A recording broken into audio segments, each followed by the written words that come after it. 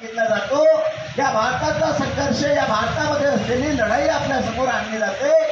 ती लढाई आपल्याला वारंवार सांगितली जाते की या देशामध्ये हिंदू आणि मुस्लिमांचं या ठिकाणी लढाई असते, त्यांचा संघर्ष असतो। बांधवांनो, या देशाचा खरा संघर्ष हा हिंदू मुसलमानांचा संघर्ष नाही। या देशातील खरा संघर्ष हा बुद्धिझम वर्सेस ब्राह्मणिझमचा अर्थात ब्राह्मण विरुद्ध बौद्ध यांचा संघर्ष आहे।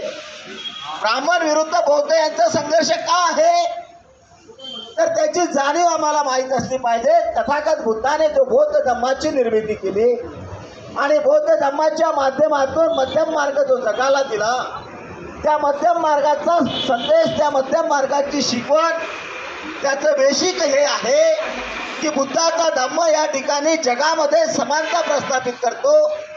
माणसामध्ये समानता प्रस्थापित करण्याचं काम बौद्ध धर्मातून होतं।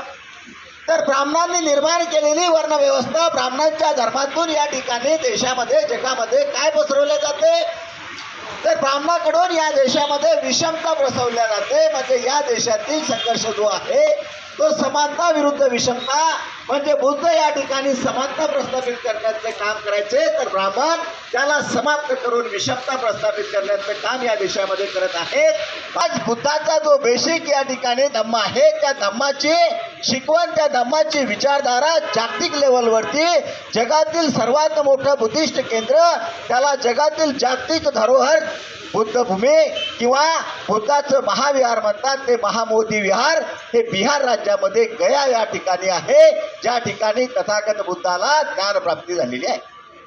आणि तिथून सर्व संदेश हा जगामध्ये जातो।